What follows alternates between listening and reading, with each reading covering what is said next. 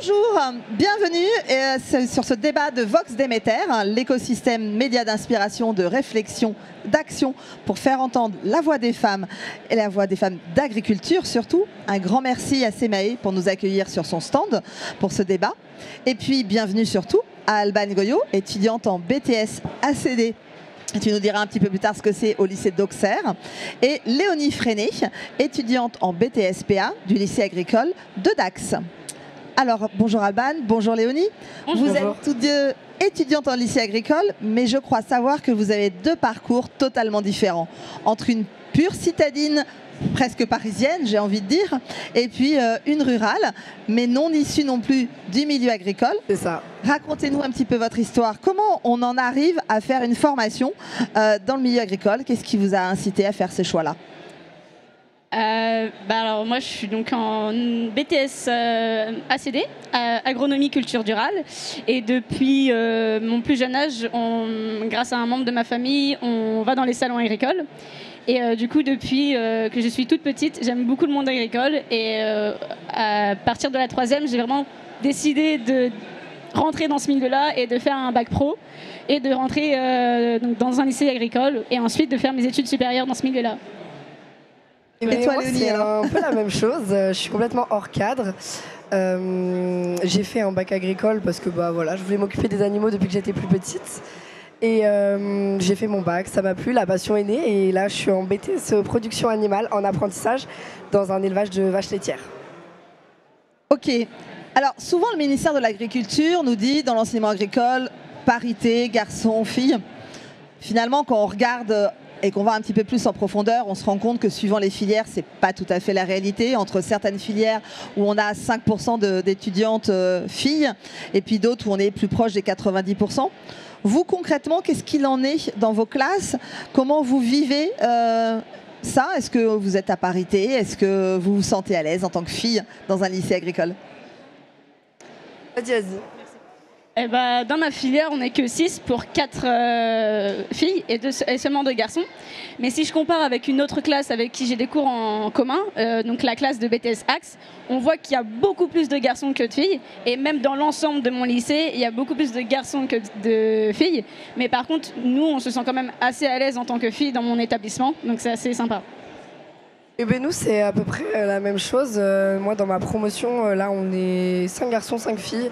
Donc c'est assez équitable. Mais c'est vrai qu'en Axe, nous aussi, il y a une majorité quand même de garçons. Mais c'est pas pour ça qu'on n'est pas à l'aise dans la formation. Enfin, je pense que ça se passe plutôt bien. C'est quoi le quotidien d'une fille dans le milieu agricole? Est-ce que vous avez rencontré des difficultés? Est-ce que vous avez des anecdotes à nous raconter?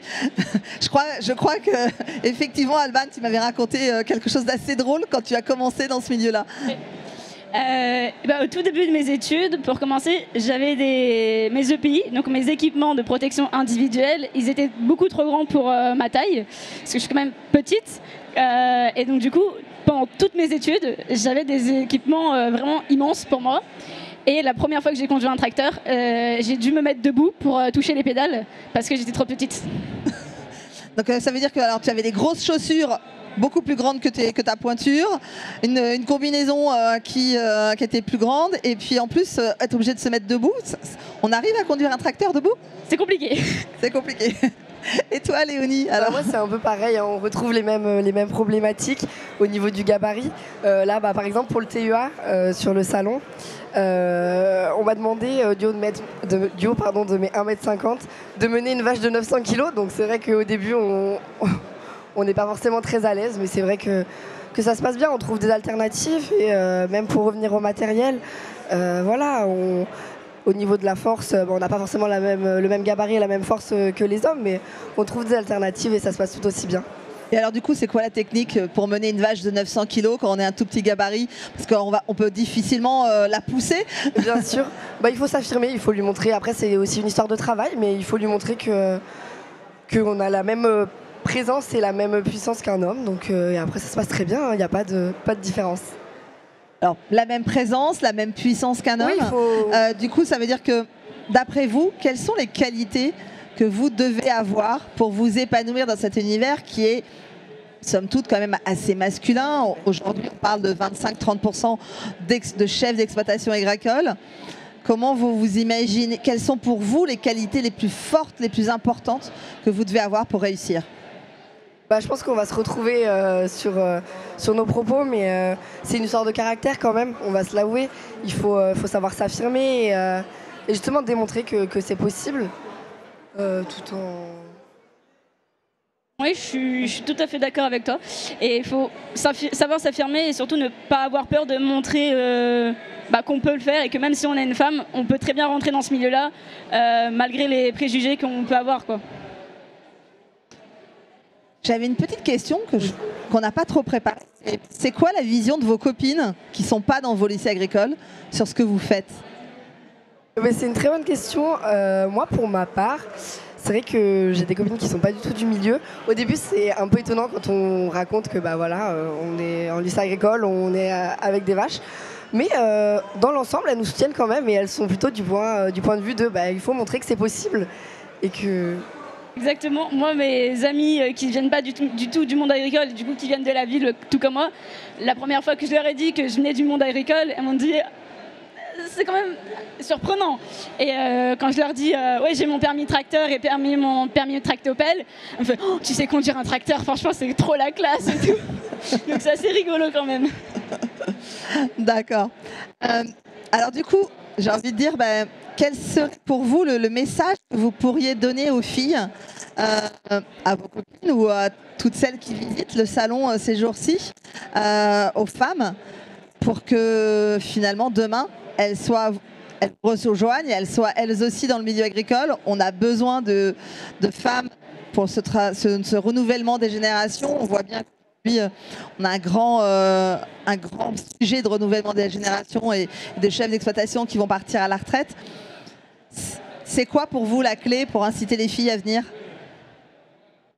De ne pas avoir peur d'y aller, quoi, parce que le monde agricole c'est extrêmement vaste, c'est pas que les vaches et les cultures, c'est aussi énormément, on touche vraiment à tout, donc même si elles veulent pas aller sur le terrain, on peut très bien aller dans les laboratoires, donc surtout ne pas hésiter, quoi, parce qu'il ne faut pas avoir peur de rentrer dans ce milieu-là, c'est un monde passionnant. Oui c'est ça, c'est une question de pas avoir peur d'y aller. Moi je pense que c'est un métier de passion, donc si on l'a, il ne faut pas s'en priver juste pour la peur. Il faut y aller et comme elle dit, voilà, on n'est pas obligé d'être agriculteur. Il y a plein d'autres métiers dans le para-agricole qui fait qu'on est en lien avec l'élevage ou avec les grandes cultures sans y être forcément tous les jours du matin au soir. Donc voilà, je pense qu'il ne faut pas avoir peur, se priver pour une peur en tout cas, que c'est possible. Alors, vous parlez de plein d'autres métiers.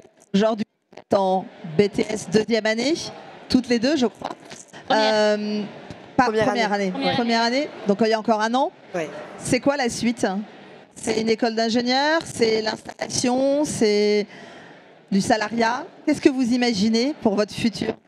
Pour ma part, c'est un peu flou, parce que comme je disais, je suis hors cadre, donc là pour l'instant, je suis mes études. Hors cadre, je pense qu'il faut peut-être expliquer un petit peu. Alors hors cadre, c'est-à-dire que mes parents sont pas du tout du milieu. Et du coup, moi je pense que je vais pas forcément continuer les études, j'ai les bagages suffisants et la théorie suffisante et peut-être partir dans le salariat ou pour m'imprégner de des différents systèmes de production et poursuivre et créer mon projet avec les expériences de chacun et pour l'affiner, s'installer, on l'espère.